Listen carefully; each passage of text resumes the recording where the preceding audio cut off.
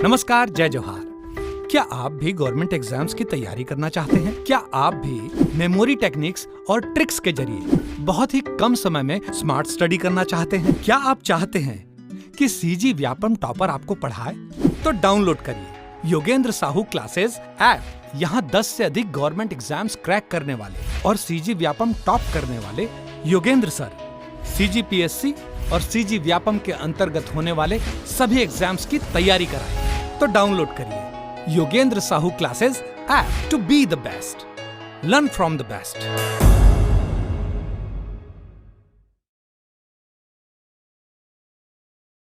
कोई भी सपना साकार करने के लिए सबसे जरूरी है सही कोच का होना। चुनिए Yogendra Sahu classes first rank को और करे अपने सीजी व्यापम CGPSC का सपना साकार। Download the app now. नमस्कार दोस्तों, स्वागत है आपका योगेंद्र साहू ऑनलाइन क्लासेस में।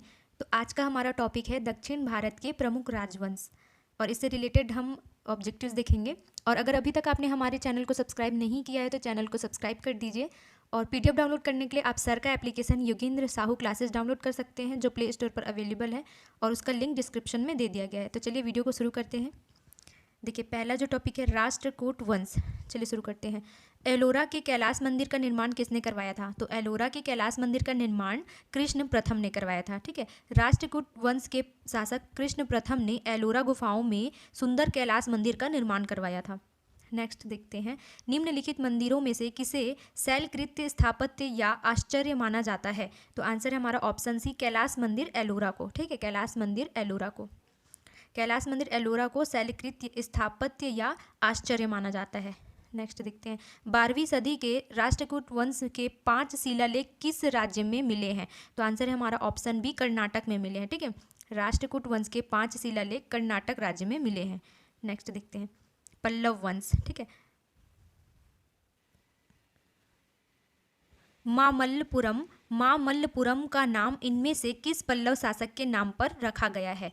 मामल्लपुरम का नाम इनमें से किस पल्लव शासक के नाम पर रखा गया है? तो आंसर है हमारा नरसिंह वर्मन प्रथम। ठीक है, नरसिंह वर्मन प्रथम के नाम पे। नेक्स्ट देखते हैं, महाबलीपुरम के रथ मंदिरों का निर्माण किसने करवाया था? तो किसने करवाया था? नरसिंह वर्मन प्रथम ने। महाबलीपुरम के रथ मंदिरों का निर्माण नरसिंह वर्मन प्रथम ने करवाया था।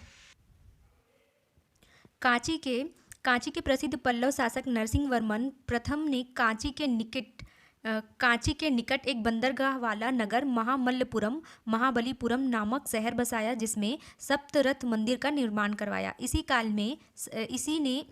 के शासनकाल के दौरान प्रसिद्ध चीनी यात्री वेनसांग दक्षिण भारत में कांची पहुंचा था। मामल्लपुरम में रथ स्मारकों के निर्माण के लिए निम्नलिखित में से कौन उत्तरदायी थे? तो आंसर है हमारा ऑप्शन बी, पल्लव। ठीक है, पल्लव शासकों ने चट्टानों को काटकर मंदिर बनाने की प्रथा प्रारंभ की। इन मंदिरों को रथ मंदिर कहा गया। इस परंपरा का प्रारंभ करने वाला प्रथम पल्लव शासक महेंद्र वर्मन प्रथम था। चलिए नेक्स्ट देखते हैं, चट्टानों को काटकर महाबलीपुरम का मंदिर किसने बनवाया? चट्टानों को काटकर महाबलीपुरम मंदिर का निर्माण पल्लव ने किया था। ठीक है, चट्टानों को काटकर महाबलीपुरम मंदिर किसने बनाया था? पल्लव ने। चलिए नेक्स्ट देखते हैं, निम्नलिखित में से कौन सी द्रविड़ शैली के मंदिर स्थापत्य की अनोखी विशेषता है? तो आंसर है हमारा ऑप्शन डी, गोपुरम। ठीक है, गोपुरम। नेक्स्ट देखते हैं, निम्नलिखित में से किस वंश के शासकों ने दक्षिण भारत में रथ मंदिरों का निर्माण कराया था? तो किसने कराया था? पल्लव ने करवाया था। ठीक है, पल्लव ने। नेक्स्ट देखते हैं, चालुक्य वंश। निम्न में से किस वंश द्वारा प्रायः महिलाओं को प्रशासन में उच्च पद प्रदान किए जाते थे? तो चालुक्य वंश में। ठीक है, चालुक्य वंश में प्रायः महिलाओं को प्रशासन में उच्च पद प्रदान किए जाते थे। नेक्स्ट देखते हैं, दक्षिण भारत में चालुक्य वंश की स्थापना किसने की थी? तो आंसर है हमारा ऑप्शन डी, पुलकेशिन प्रथम ने। ठीक, दक्षिण भारत में चालुक्य वंश की स्थापना पुलकेशिन प्रथम ने की थी। पुलकेशिन प्रथम चालुक्य वंश का संस्थापक था। चालुक्यों की राजधानी बादामी, बेंगी तथा कल्याणी में रही। इस वंश का सर्वाधिक प्रतापी शासक पुलकेशिन द्वितीय रहा। चालुक्य वंश का सबसे महान शासक कौन था? तो चालुक्य वंश का सबसे महान शासक पुलकेशिन द्वितीय था। ठीक है, चालुक्य शासक पुलकेशिन द्वितीय एक शक्तिशाली शासक था, जिसने वर्धन वंश के शासक हर्षवर्धन को नर्मदा नदी के तट पर हराया था। ठीक है, किसे हराया था? पुलकेशिन द्वितीय ने हर्षवर्धन को नर्मदा नदी के तट पर हराया था। पल्लव शासक महेंद्र प्रथम को भी हराया और वेंगी को छीन लिया। किंतु कालांतर में नरसिंह वर्मन प्रथम ने इसे बुरी तरह से पराजित कर इसके पीठ पर विजय शब्द अंकित करवाया और वातापी कोंड की उपाधि धारण की। इसके बारे में जानकारी पुलकेशिन द्वितीय के दरबारी कवि रवि कीर्ति के एहोल प्रशस्ति से प्राप्त होती है। नेक्स्ट देखते हैं, चालुक्यों की राजधानी कहाँ थी? तो चालुक्यों की राजधानी वातापी थी। ठीक है, चालुक्य राजवंश की स्थापना पुलकेशिन प्रथम ने की थी, जिसकी राजधानी वातापी थी। नेक्स्ट देखते हैं संगम युग। ठीक है, संगम युग में निम्नलिखित में से कौन सा तमिल व्याकरण पर एक प्रबंध ग्रंथ था? तो आंसर है हमारा तोल्काप्पियम। ठीक, द्वितीय संगम में सम्मेलन के अध्यक्ष तोल्काप्पियर ने तोल्काप्पियम नामक ग्रंथ की रचना की, जिसे तमिल व्याकरण एवं प्रबंध ग्रंथ भी माना जाता है। ठीक है, आगे देखते हैं। तोल्काप्पियम ग्रंथ संबंधित है, तो किससे संबंधित है? व्याकरण और काव्य से। तोल्काप्पियम ग्रंथ व्याकरण और काव्य से संबंधित है। तोल्काप्पियम द्वितीय संगम के समय रचित तमिल साहित्य है, जिसके प्रयणकर्ता तोल्काप्पियर थे। यह एक व्याकरण ग्रंथ के साथ साथ काव्य शास्त्र की उच्च कोटि की ग्रंथ है। नेक्स्ट देखते हैं, शिल्पाधिकरण का लेखक था। शिल्पाधिकरण का लेखक कौन था? इलंगो था। ठीक है, शिल्पाधिकरण का लेखक इलंगो था। शिल्पाधिकरम तमिल साहित्य का प्रथम महाकाव्य है, जिसका अर्थ होता है नुपुर की कहानी। इस साहित्य के रचनाकार चेर शासक सेनगुट्टवन के भाई इलंगो आदिगल हैं। इस महाकाव्य के नायक कोवलन एवं नायिका कन्नगी है। चलिए नेक्स्ट देखते हैं, धार्मिक कविताओं का संकलन कुरल किस भाषा में है? तो आंसर है हमारा ऑप्शन बी, तमिल भाषा में। ठीक है, कुरल कौन से भाषा में है? तमिल भाषा में है। कुरल तमिल साहित्य का बाइबल तथा लघुवेद माना जाता है। इसके रचनाकार कवि तिरुवल्लुवर हैं। तमिल अनुश्रुतियों के अनुसार तिरुवल्लुवर ब्रह्मा के अवतार थे। नेक्स्ट देखते हैं, संगम युग में उरैयूर किस लिए विख्यात था? तो किस लिए विख्यात था? कपास के व्यापार का महत्वपूर्ण केंद्र था। ठीक है, संगम युग में उरैयूर कपास के व्यापार का महत्वपूर्ण केंद्र था। नेक्स्ट देखते हैं, तृतीय संगम हुआ था। तो तृतीय संगम कहाँ हुआ था? मदुरई में हुआ था। ठीक है, मदुरई में हुआ था। संगम का अर्थ संघ, परिषद, गोष्ठी अथवा संस्थान से है, जहाँ पर तमिल कवियों, विद्वानों, आचार्यों, ज्योतिषियों तथा बुद्धिजीवियों का एक परिषद हुआ करती थी, जहाँ पर संगम कवि पर लेख अपनी रचनाओं को रखते थे और उनका अवलोकन कर इस परिषद के द्वारा प्रकाशन के लिए दिया जाता था। दक्षिण भारत में 3 संगम का आयोजन किया गया था। प्रथम संगम मदुरई में, जिसकी अध्यक्षता अगस्त ऋषि ने की, और द्वितीय संगम हुआ था कपाटपुरम में, जिसकी अध्यक्षता तोल्काप्पियर ने की थी, और तृतीय संगम कहाँ पे हुई थी? मदुरई, जिसकी अध्यक्षता नक्कीरर ने की थी। ठीक है, चलिए आगे देखते हैं, निम्न राजवंशों में किसका उल्लेख संगम साहित्य में नहीं हुआ है? तो किसका नहीं हुआ है? ए, कदम्ब का। ठीक है, ऑप्शन ए, कदम्ब। तोल्काप्पियम ग्रंथ संबंधित है। तोल्काप्पियम ग्रंथ किससे संबंधित है? व्याकरण और काव्य से संबंधित है। चलिए नेक्स्ट देखते हैं, चोल वंश के बारे में देखते हैं। किस चोल राजा ने जल सेना प्रारंभ की थी? तो किस चोल राजा ने जल सेना प्रारंभ की थी? राजराज प्रथम ने। ठीक है, राजराज प्रथम ने। चोल राजवंश के प्रसिद्ध शासक राजराज प्रथम ने जल सेना रखने की प्रथा प्रारंभ की तथा उनके पुत्र राजेंद्र प्रथम ने सर्वाधिक जल सैनिक नियुक्त किए। 1017 ईस्वी में सिंहल श्रीलंका राज्य के विरुद्ध अभियान कर वहां के शासक महेंद्र को परास्त कर संपूर्ण सिंहल राज्य को मिला लिया। दक्षिण भारत में चोलों के समय स्थानीय प्रशासन की निम्नलिखित इकाइयां थीं। तो देखिए आंसर है हमारा पहला ऊर कोट्टम बनलाडु नगरम। ठीक है, ऊर कोट्टम बनलाडु नगरम। नेक्स्ट देखते हैं, चोल प्रशासन के किस शासक ने गंगाईकोंड चोल का सर्वोच्च पद अर्जित किया था? तो आंसर है हमारा ऑप्शन ए, राजेंद्र चोल प्रथम ने। ठीक है, राजेंद्र चोल प्रथम ने। चोल शासक राजेंद्र चोल प्रथम ने उत्तर भारत के गंगा, यमुना, दोआब, बंगाल व कलिंग पर जीत हासिल की व गंगाईकोंड चोल की भव्य उपाधि धारण की। नेक्स्ट देखते हैं, नटराज की प्रसिद्ध कांस्य कलाकृति किस कला की एक विशिष्ट उदाहरण है? तो किस कला की विशिष्ट उदाहरण है? चोल कला की। ठीक है, नटराज की प्रसिद्ध कांस्य कलाकृति चोल कला की एक विशिष्ट उदाहरण है। नेक्स्ट देखते हैं, नटराज की प्रसिद्ध कांस्य मूर्ति चोल कला का एक विशिष्ट उदाहरण है। चोल वंश के अधिकांश शासक शैव धर्म के उपासक थे, अतः अधिकांश मंदिरें शिव भगवान की बनाई गई, जैसे तंजौर का वृद्धेश्वर मंदिर, और परांतक प्रथम ने नटराज का निर्माण सर्वप्रथम कराया था। दक्षिण भारत के चोल शासकों ने निम्नलिखित में से किस मंदिर का निर्माण किया था? तो कौन से मंदिर का निर्माण किया था? तंजौर का बृहदेश्वर मंदिर। तंजौर का बृहदेश्वर मंदिर का निर्माण किसने कराया था? दक्षिण भारत के चोल शासकों ने कराया था। ठीक है। चोल शासक राजराज प्रथम ने गंगाईकोंड चोलपुरम में बृहदेश्वर मंदिर का निर्माण करवाया, जो भगवान शिव को समर्पित है। नेक्स्ट देखते हैं, चोल राजवंश की दक्षिण भारत में निम्नलिखित में से कौन सी राजधानी थी? तो आंसर है हमारा ऑप्शन सी, तंजावुर। ठीक है, तंजावुर। चोल राजवंश की दक्षिण भारत में राजधानी तंजावुर थी। ठीक है, चोल राजवंश की दक्षिण भारत में राजधानी तंजावुर थी तथा उनका प्रतीक चिन्ह बाघ था। बाघ था। ठीक है। चोलकालीन दक्षिण भारत में ब्राह्मणों की सभा को क्या कहते थे? तो ब्राह्मणों की सभा को क्या कहते थे चोल काल में?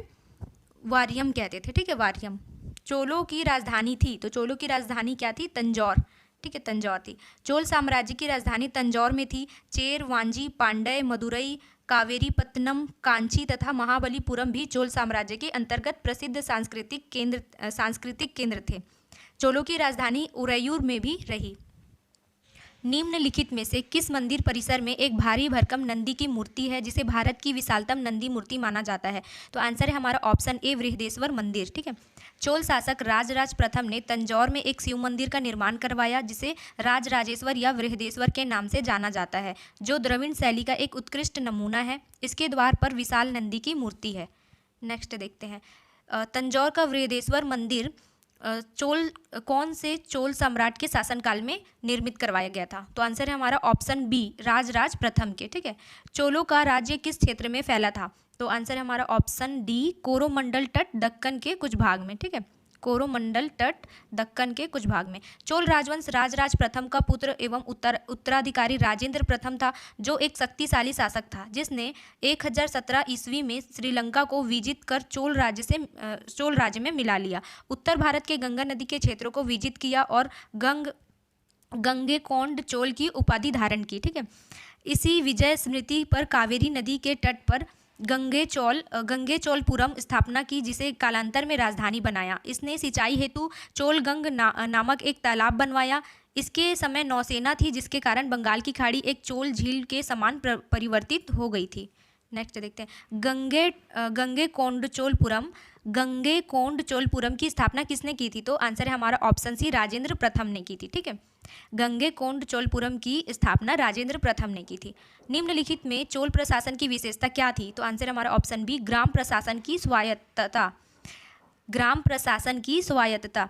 चोल शासकों की एक महत्वपूर्ण उपलब्धि ग्रामीण स्वशासन थी। चोल शासकों की एक महत्वपूर्ण उपलब्धि ग्रामीण स्वशासन थी, जिसके तहत प्रत्येक ग्राम में अपनी सभा होती थी, जो प्रायः केंद्रीय नियंत्रण से मुक्त होकर स्वतंत्र रूप से ग्राम शासन का संचालन करती थी। इसकी जानकारी हमें परांतक प्रथम के समय लिखे हुए लेख उत्तर मेरूर से प्राप्त होती है। चलिए नेक्स्ट देखते हैं, चोल काल में निर्मित नटराज की कांस्य प्रतिमाओं में देव्याकृति प्रायः चतुर्भुज थी। ठीक है। चोलों के अधीन ग्राम प्रशासन में बहुत से ब्यौरे जिन शिलालेखों में है वे कहाँ हैं? तो उत्तर मेरूर में है। ठीक है, उत्तर मेरूर में। नेक्स्ट देखते हैं, निम्नलिखित में से किसको दक्षिण भारत के विशेषकर चोल युग की स्थापत्यों की विश्व में श्रेष्ठतम प्रतिमा रचना माना जाता है? तो किसे माना जाता है? नटराज को। ठीक है। निर्माण किसने किया है? परांतक प्रथम ने। चलिए नेक्स्ट देखते हैं, चोल शासकों के समय में बनी हुई प्रतिमाओं में सबसे अधिक विख्यात हुई तो क्या हुई? नटराज शिव के कांस्य की प्रतिमाएं। नटराज शिव के कांस्य की प्रतिमाएं। चोल युग के प्रसिद्ध स्थापत्य भगवान शिव की चतुर्भुज नृत्य करती नटराज मूर्ति है, जो कांस्य की प्रतिमा है तथा चिदंबरम में स्थित है, जिसे परांतक प्रथम ने बनवाया था। किसने बनवाया था? परांतक प्रथम ने बनवाया था। ठीक है। निम्न में से दक्षिण भारत का कौन सा राजवंश अपनी नौसैनिक शक्ति के लिए प्रसिद्ध था? तो चोल। ठीक है, चोलों के पास दक्षिण भारत की और तत्कालीन भारत की सबसे शक्तिशाली नौसेना थी। नेक्स्ट देखते हैं, चोल युग प्रसिद्ध था निम्न के लिए। किसके लिए प्रसिद्ध था? ग्रामीण सभाएं के लिए। चोल युग ग्रामीण सभाएं के लिए प्रसिद्ध था। किस दक्षिण भारतीय राज्य में उत्तमदायी ग्राम प्रशासन था? तो कहाँ था? चोल। ठीक है, किस दक्षिण भारतीय राज्य में उत्तमदायी ग्राम प्रशासन था? चोल। ठीक है, चोल आंसर है हमारा। निम्नलिखित राजवंशों में से किसके शासनकाल में ही अपने उत्तराधिकारी घोषित कर देते थे? तो आंसर है हमारा बी, चोल। ठीक है, चोल शासक प्रायः अपने जीवन काल में ही युवराज का चुनाव कर लेते थे, जो आगे चलकर राजा बनता था।